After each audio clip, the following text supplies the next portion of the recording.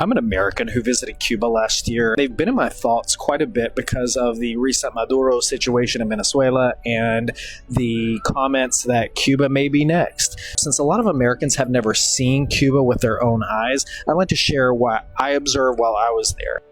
I've lived in Miami for 10 years, and I have heard the entire time from Cubans, Cuban exiles, people who are descendants of Cuba. They want to have Cuba Libre and all of that. And I really just wanted to see the island with my own eyes and form my own opinions about it. So that's why I chose to go. To clarify, I visited Cuba under the support for the Cuban people exception. So there are a number of exceptions for why Americans can visit Cuba, and that's one of them. So I'll go into that in perhaps another video about what that means, but just understand that was the approved exception that I traveled there under. While I was there, I visited 3 cities. I went to Havana, Cienfuegos, and Trinidad. It's been 7 months since I went, and I haven't been able to get them out of my mind because of how horrid the conditions are in Cuba. From the moment I arrived, I knew something was going to be very different about this visit than other countries that I've been to. There are a few streets that they keep really nice and pristine, like around the Capitolio, but beyond that, Havana is in complete wreckage. All of that beautiful colonial architecture that other countries and other places have worked hard to preserve. If you go to San Juan or you go to Cartagena, their original colonial architecture is gorgeous. They have maintained it so perfectly well. In Cuba, that is not the case. It is in complete wreckage. People are living in literal ruins. Buildings have collapsed. They are living in the shell of what once was a building. If you walk by certain buildings, you can see the balconies hanging off the side. If you're an unfortunate person who happens to walk under it at the wrong time, it's just going to fall off and on top of you. I have never seen people look so desperate as what the people in Cuba look like. I have seen homeless people in the United States look better nourished than the people I saw in Cuba.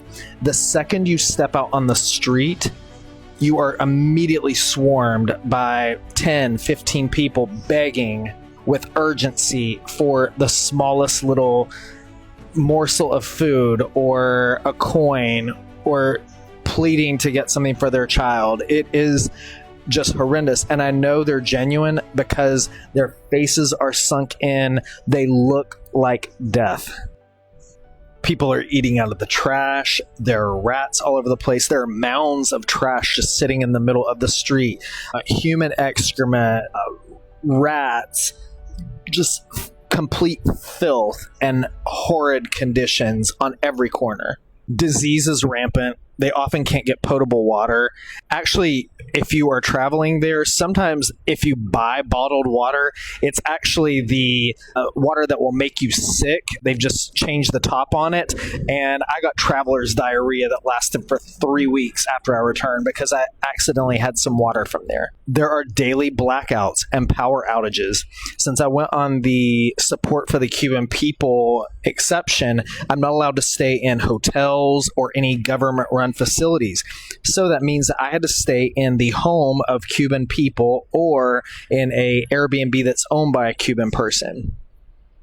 This means that there are not going to be any special generators, nothing special. So I didn't get any special treatment with any of that. So when the power went out in one of the towns there that I was in, I just had to suffer like everybody else. There's no air conditioning, there's no refrigeration, there's no hot water to take a shower, nada. In many parts of the country, they don't even have cars. A lot of times people think about the old classic cars that are found in Havana. But if you go outside Havana, they're using horses to move things. So they have horses hooked up to carts and they are moving them around either as transportation for people or for goods. And something that I remember very clearly was how emaciated the horses were. They were so thirsty. Their bones, their rib cage was showing through. You could tell that they were on their last legs and they were suffering as much or worse than the humans were. Something that would surprise a lot of Americans is that you are not allowed to slaughter cows in Cuba. If you are found to be eating cows or slaughtering them, then you can go to jail. So as a result of that, a lot of times people have to go fish in order to get their protein for their diet, but it's really tough to get that and get enough fish in order to feed your family. I remember I was walking along the Malecon in Havana with my friend at sunset, and we saw these people that were out there fishing, and we looked around and saw the buildings that were just falling apart on the side of the road opposite us. And I just remember standing there thinking what this place could have been, what it was at the heyday. I felt so incredibly sad in that moment. I remember thinking, I hope that the country is one day freed and rebuilt, because make no mistake, it will take an international coalition of people to rebuild that country. It needs full reconstruction.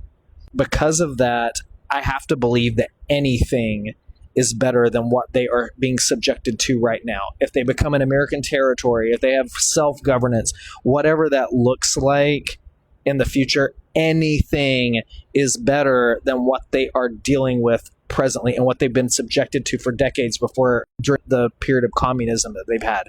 If you have the chance to go and visit Cuba, I would highly recommend that you take advantage of it, because it is absolutely a learning experience that most Americans never have.